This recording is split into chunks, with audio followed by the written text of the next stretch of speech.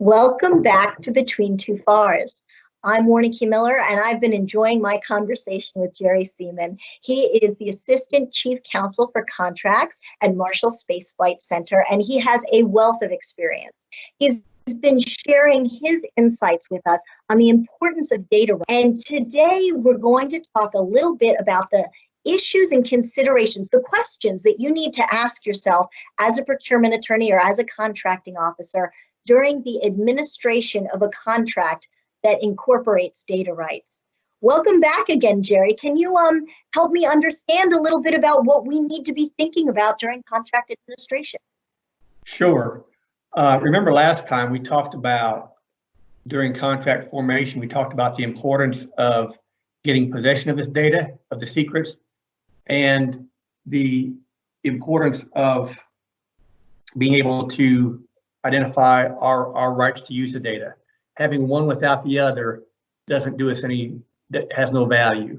In other words, we can have the right to use the data, but if we don't have it in our possession, it doesn't help. We can have possession of the data without the right to use it. That doesn't help. We have to have both of them together. This week, I'd like to talk about, give you two more questions for contract administration. The first question is, if data is delivered with a secret marking, is the data authorized to be marked? Oh. Now, what do I mean by a secret marking? Well, that could be like some of the labels we talked about in our first episode, which could be company proprietary, competition sensitive. It might even be a limited rights notice in accordance with the contract, okay? But regardless, the question needs to be asked, is it authorized to be marked? And what do I mean by that? Another way to ask that question is, was the data developed at private expense?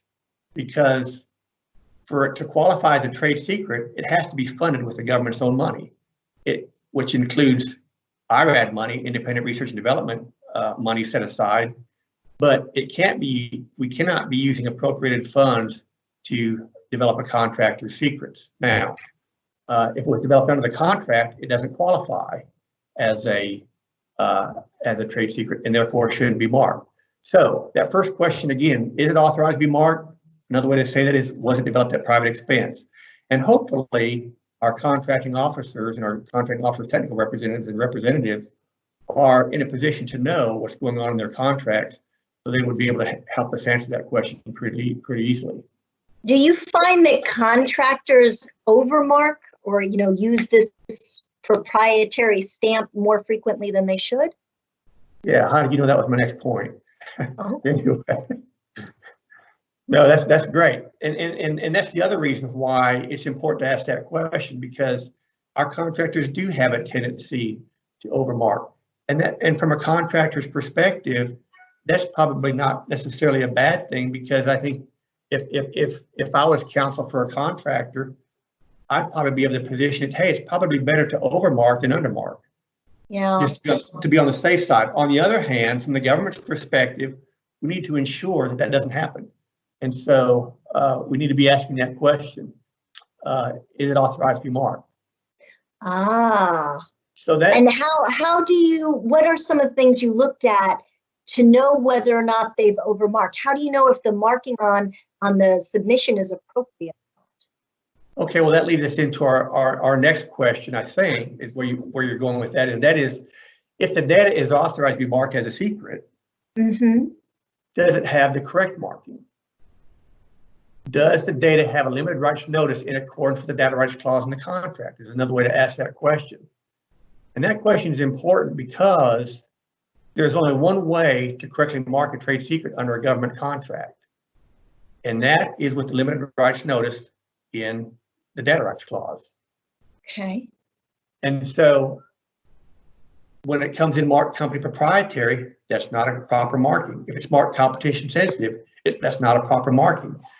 Again, there's only one marking under a government contract that you can use to on a secret that belongs to the contractor.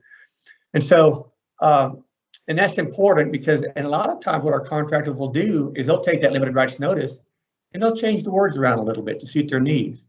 So we just can't stop by looking at the title, limited rights notice, and say we're good to go. We really need to take that label apart and make sure that it complies with our contract, to make sure nothing's changed. Because and that is as easy as comparing it to the language in the contract, right? Just make sure that they applied the language as we said we would use it in the initial contract. All right. Well, that's easy. I mean, that's a good takeaway. That's a nice, easy thing that anybody can do, but I wouldn't have necessarily thought of needing to do that. So that's a great practice tip. So let me ask you this: what do you think we should do when we get something that's incorrectly marked? Challenge them. And can you go back to the contractor and then question why they did it, or question how they do it, or even tell them that it's not in conformance with the contract's terms? Right. And when's a good time to do that? At contract closeout? Oh no, I bet you have to do it right away. Is there a time clock ticking on something like this? Well, there's really not, but the best time to do that is when the data is delivered. And that's what is probably the toughest time to do it, because normally at that point, you know, our people want the data. They're excited to get the data. They want to start reading the data. And a lot of times the marking goes by the wayside, but really it's the best time to do that is right when the data is delivered. That's the best time to deal with it. Either send it back to the right marking, challenge the marking, and of course all those procedures are laid out in the data rights clause on how to do that. And the reason that's important is because, you know, with the passage of time, people change and memories fade, and it becomes more and more difficult to answer that question.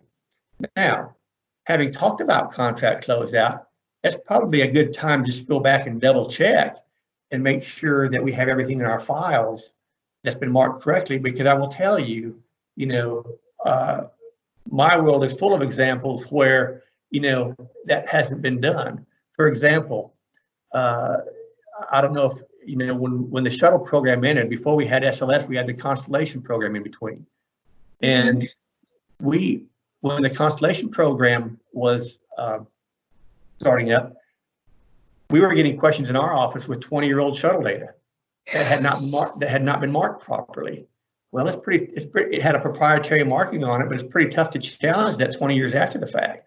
Oh, I bet it is, yeah.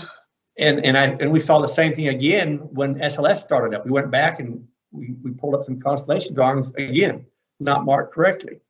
And the neat thing about getting the data marked correctly to begin with, the contracting officer never needs to come to the procurement attorney and say, hey, can I disclose this data to such and such a company? Because if the correct notice will tell us how we can and can't use that data. Those limited rights will be specified in the notice. So it does have its advantages to make sure that we get the proper marking on the secret from the get-go. This has been so informative. Thank you so much for taking the time to help us understand the overarching importance of data rights, as well as those questions that we need to look at contract formation and in contract administration. Thank you so much for taking your time to share your experience and wisdom. We really appreciate it. So in summary, 4 questions. You know, we're going back to last week. Got to get possession of the data. Got to have our data rights. Got to make sure it's authorized to be marked, and got to have the correct marking. 4-step process. That's pretty simple, isn't it? It is. Thank you. You've taken something that's kind of scary to procurement attorneys and seems overwhelmingly complex and should be in the realm of patent law attorneys, and have really boiled it down to something that we can comprehend and utilize as we form and administer our contracts. Thank you so much for your time. We appreciate it, and we'll see you again next time between 2 FARS.